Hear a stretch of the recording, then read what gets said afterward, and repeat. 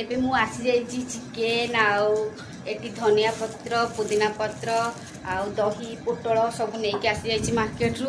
ଆଜି ହେଉଛି ସଣ୍ଡେ ତ ମୋ ହଜବେଣ୍ଡଙ୍କ ପାଇଁ ତ ସିଏ ତ ଭେଜ୍ ଖାଆନ୍ତି, ସେଥିପାଇଁ ତାଙ୍କ ପାଇଁ ପୋଟଳ ଆଣିଛି। ପୋଟଳ ତରକାରୀ ଟିକେ କରିବି ଆଉ ମୋ ପୁଅ ପାଇଁ ଚିକେନ୍ ବିରିୟାନୀ କରିବି। ଚାଲନ୍ତୁ ଆଜି ଦେଖିବା ମୁଁ କେମିତି ଚିକେନ୍ ବିରିୟାନୀ କରିବି। हाय हेलो जय जगन्नाथ सांग मैंने आपण मैंने समस्ते केमिति अछंती। मते टिके ठंडा हो जाइए, मु टिके भल नाई बट कौन करवा सब तो करने पड़ो। आज संडे थिला तो मो पो कि आज बिरियानी टिके करी तो भाविली आपण मान टिके शेयर करनेबी बोली। तो मो हजबैंड तो खाती नहीं नॉनवेज, तो तांको से पोटल टिके आनिकी तरकारी कर देथिली। आउटे छचिंद्रा भी फ्रिज रे थिला तो सेटा 2-4 दिन हो जाता सुखी जाता, तो भाविली एटा गोटे पारिदेवी। सादा खाइले तो 2-4टा आइटम न कले टिके खाइबा भल लागेनी, तो से आज ये सब करूँ। सो फ्रेंड्स एबे मु चिकेन टाको भल भाव में परिष्कार कर धोई नहीं से टिके लुण हलदी आउ लेंबू टिके तादे टिके दही। एक्चुअली बिरयानी तो दहीटा तो आग, तो से दही टिके पकई ताको मैरिनेट कर मैरिनेट कर 15-20 मिनट रखिकी देती ताको।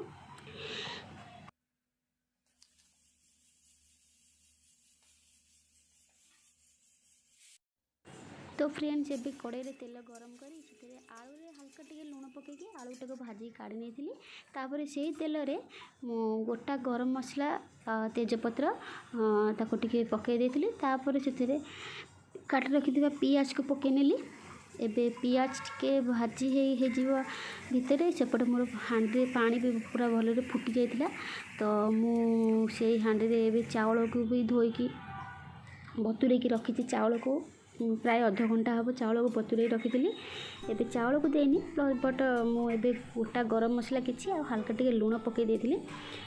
तो एपटे पियाज को भल भाव में भाजी टिके नाली हो गला पर पियाज को काढ़ी नेली। तो पियाज काढ़ी नहीं गार्निश में काढ़ी नेली। एबे अदा रसुण बटा फ्रिज रे रखी आगुरी मुझे बाटिकी अदा रसुण बटा रखिदिए एका संगे बाटिकी रखीदे केतले केमती जहाँ हुए करने को मत हैरान पड़ेनी।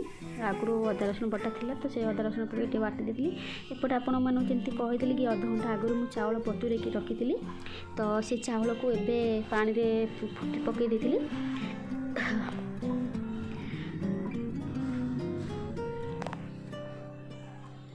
सो एबे चावल को टिके भल भाव में घांटी दबा, घांटी देकी चापा दे घोड़ी देती भल से टिके फुटीज बोली।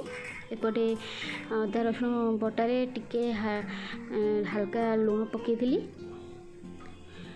लुण पकई सारा पर हलदी गुड़ टिके पकईली। सी हलदी गुड़ पकई देला भल कि भजा हम सी। तो अदा रसुण पेस्ट जो स्मेलटा ता स्मेल जावाई कि लुण हलदी पकईकि बास पेज रसुण टाक भल कि कषिबे। कषि कषि सारा पर आम कि मसला गुंड पकेबा। तो से दही मैरिनेट कर जो चिकेनटा पकई नहीं, तो से चिकेन को भल भाव में गोले दबा।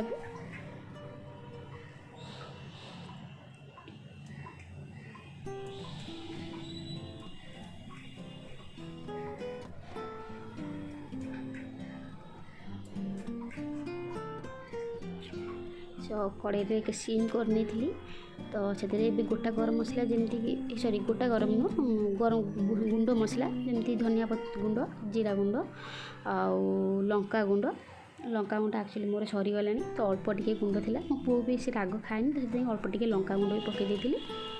एबे ताको भल भाव में मैरिनेट माने गोले देकी रखिदेवी। तो से आउ टिके चिकेन मसला टिके भी पकई नहीं। चिकेन मसला पकईकी चिकेन टाक भल भाव में गोले दबा। तो एबे गोलेली भल भाव में गोले सारिकी बास एबे तो आउ किछि नहीं टिके चापा देकी भल टिके कषापी चिकेन छाड़ा। चिकेन जो पानीटा बाहर से पानीटा को तादेह सीझा को दबा। तो से आलू भी जहाँ भाजी रखी आलू भी पकई नी कहीं बड़ बड़ आलू करी बिरियानी तेल बड़ बड़ आलू खटा हे। तो बड़ बड़ आलू तो चिकेन तो सांगे सांगे सीझी जाए, बट आलूटा टिके लेट कर। तो से आलूटा को आग से पकईकी कषि नेली।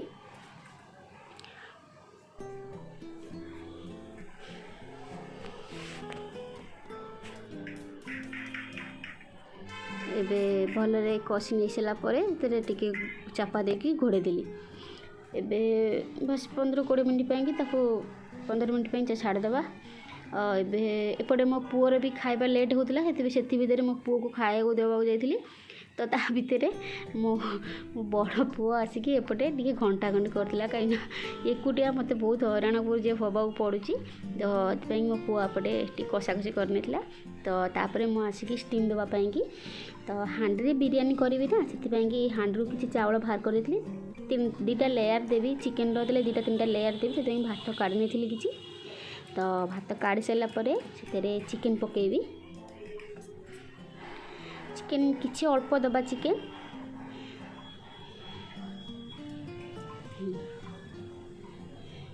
चिकेन दे सारा पर से आउ 2 चम्मच 3 चम्मच चावल दे भात देकी टे भल चारिकर एपट सेपट कर नवा ता ऊपर पुदीना पत्र किछि तो आउ गार्निशिंग पियाज जमी मुझे रखी भाजी रखिथा पियाज ता ऊपर टिके चावल भी दे देछि ता ऊपर चिकेन रो जो आउ जा चिकेन थिला ताकू चिकेन पकेदेली तो चिकेन पकई सारा पर एबे राइसटा जहाँ पकईदेवी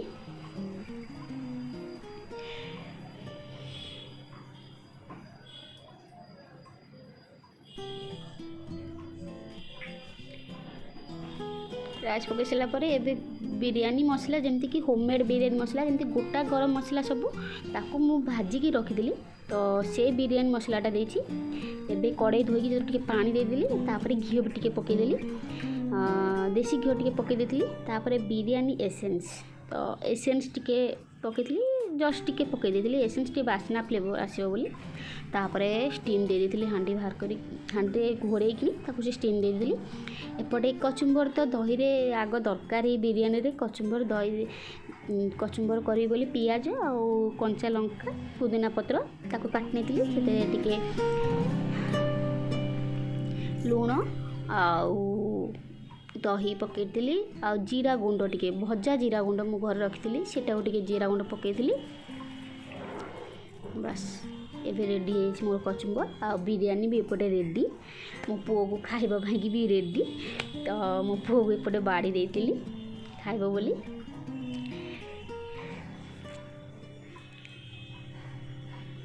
बिरयानी रे जो बास्ना ना आसला वाह कि बास्ना एपटे मो पुओ खाऊची कहला मम्मी मस्त है।